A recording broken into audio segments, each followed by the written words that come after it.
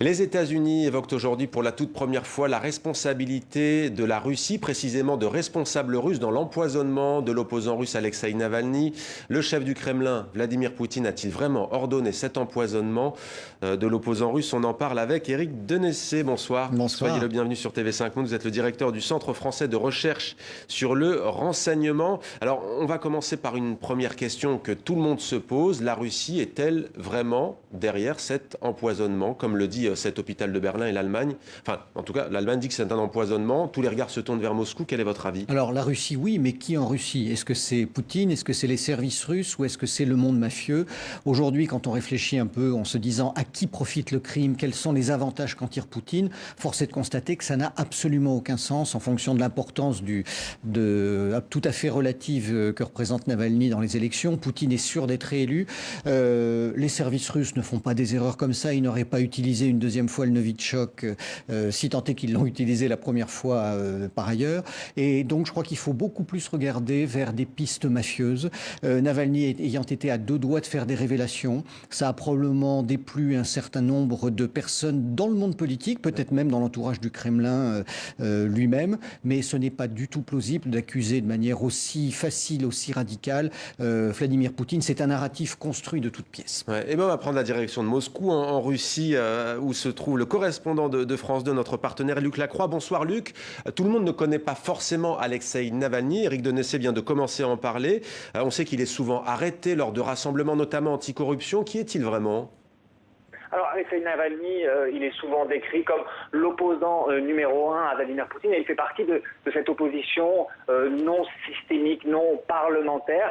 Il s'est présenté à la mairie de Moscou il y a maintenant quelques années. À l'époque, il avait un peu surpris tout le monde en faisant un score de 23%.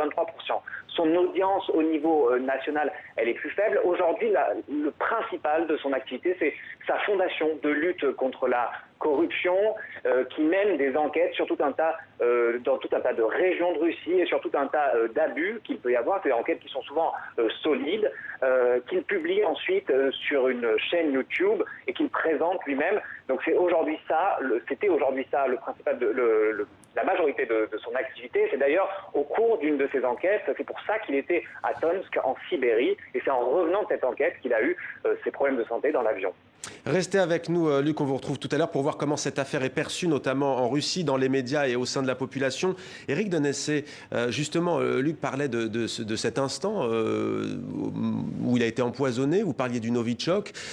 C'est pas non plus un produit anodin, hein. On se croirait dans un film, mais c'est très très compliqué. Tout le monde ne peut pas le faire. On n'arrive pas comme ça en mettant une petite poudre ou un liquide dans un thé.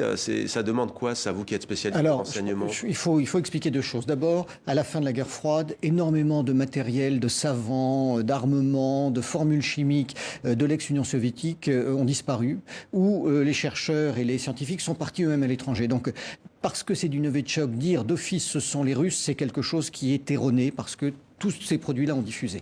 Deuxième chose, quand on connaît les façons d'agir des services russes, très souvent, quand il veut faire quelque chose et quand Poutine veut éliminer un adversaire, il va le confier à son grand ami Kadyrov, qui lui-même va envoyer ses Tchétchènes pour l'éliminer par balle. Très honnêtement, ils ne perdent pas du temps à utiliser du Novichok dont les effets ne sont pas sûrs. D'ailleurs, on le voit bien, que ce soit sur Skripal ou sur Navalny, ça ne marche pas. Donc voilà, il faut rappeler ça. Donc ce Novichok, par ailleurs, effectivement, il y en a toute une série de formules. C'est un peu comme les Covid, hein. Il y a plusieurs types. C'est un agent neurotoxique. Voilà, donc on n'a pas aujourd'hui les éléments dont disposent les Allemands. Il ne s'agit pas de nier que Navalny était empoisonné. Il vient évidemment, toujours de sortir, mais il y a quand même de très fortes chances que dans l'ensemble de ces poisons et de ces armements qui sont un peu partis dans la nature, les oligarques et les mafias en aient récupéré pour leur usage personnel. Éric Denessé, justement, tout à l'heure, vous avez dit que ça a déjà été utilisé par la Russie. Novichok, vous pensiez à quelle affaire? Non, je disais, si tant est qu'il l'ait fait, je pensais à l'affaire Skripal, effectivement, sur lesquelles les Britanniques ne nous ont jamais donné les preuves publiques de la responsabilité russe. Alors, l'élimination par un empoisonnement d'un rival, un procédé ancien, en tout cas, semble-t-il, du pouvoir soviétique. On va voir quelques rappels avec Mevalo. L'affaire Navalny, c'est comme une plongée dans un polar au relent de guerre froide. Un opposant russe en soins intensifs après avoir bu quelques gorgées de thé et tous les regards se tournent vers le Kremlin, sommé de dire la vérité. Nous n'avons rien à cacher. Je rappellerai une fois de plus que dès qu'Alexeï Navalny s'est senti mal à bord de son vol, des mesures immédiates ont été prises. Pourtant, Berlin est catégorique. Le célèbre rival du président russe, transféré depuis la Sibérie, a bel et bien été empoisonné, et pas avec n'importe quel poison. Le Novichok, une molécule mise au point ici à Moscou pendant l'ère soviétique. C'est le même agent toxique qui a failli tuer Sergueï Skripal en Angleterre. En mars 2018, l'ex-agent double russe et sa fille sont retrouvés inconscients sur un banc d'un centre commercial à Salisbury. Hospitalisés, les analyses révèlent un empoisonnement au Novichok. 2 agents du renseignement militaire russe sont identifiés comme suspects. Pour Londres, Skripal paye alors les services rendus au renseignement britannique. Des accusations balayées d'un revers de la main par le président russe. C'est une approche politisée et russophobe. S'il n'y avait pas eu Skripal, les Occidentaux auraient imaginé autre chose. L'objectif est simple, freiner le développement de la Russie. Le complot anti-russe serait selon Moscou aussi à l'origine de la longue agonie et de la mort d'Alexandre Litvinenko en 2006 sur le sol britannique encore une fois. Cet ex-agent des services secrets russes et opposant au Kremlin en exil aurait été empoisonné au polonium-210, une substance radioactive très toxique produite elle aussi en Russie après avoir bu du thé. 2 anciens agents du KGB sont soupçonnés. Comme pour l'affaire Skripal, Londres n'obtiendra pas leur extradition. Moscou n'empoisonnerait pas seulement des opposants ou ex-agents russes. En 2004, Viktor Yushchenko est candidat à la présidence en Ukraine face aux favoris de Moscou. Il tombe tout d'un coup gravement malade. Des médecins viennois concluent à l'empoisonnement à la dioxine. Le chef d'État ukrainien survit, mais il est à jamais défiguré. Le poison, une arme utilisée depuis la nuit des temps, serait-il aussi devenu une signature de la Russie de Vladimir Poutine ? Luc Lacroix à Moscou. Luc, on vient d'entendre Vladimir Poutine qui parle d'attitude russophobe. Il y a notamment ces accusations des États-Unis. La russophobie, c'est ce qui est partagé au sein de la population et des médias russes ?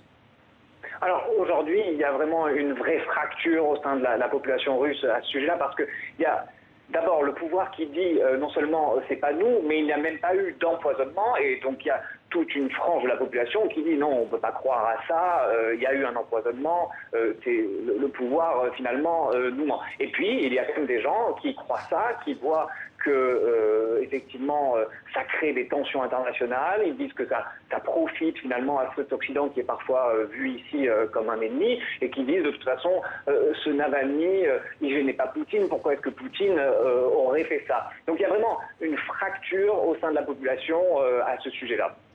Merci Luc. Dernière question pour vous, Éric Denessé, à qui profite le crime ?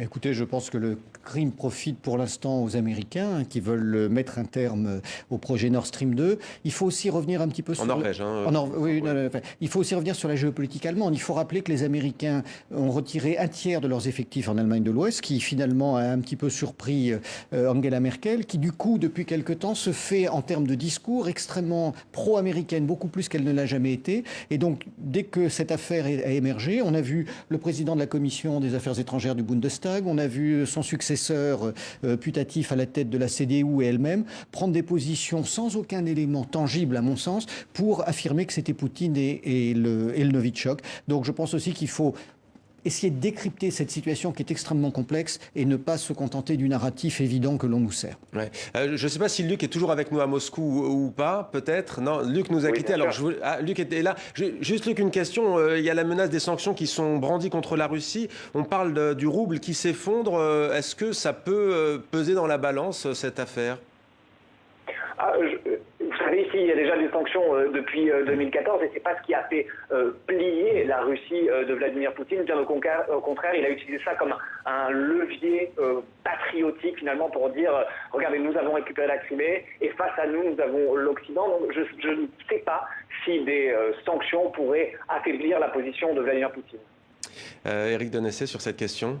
Non, je suis entièrement d'accord pour me rendre régulièrement en Russie. C'est le discours d'ailleurs que tiennent beaucoup des gens de la rue et des élites dirigeantes en disant nous sommes une société très résiliente, il y a tellement longtemps qu'on a l'habitude de vivre sous sanctions, on peut tenir. Alors malgré tout, année après année, la situation est toujours plus difficile, mais comme le disait Luc Lacroix, ils ne plieront pas. Merci beaucoup Éric Denessé d'avoir répondu à nos questions, et merci à vous Luc Lacroix en direct de Moscou.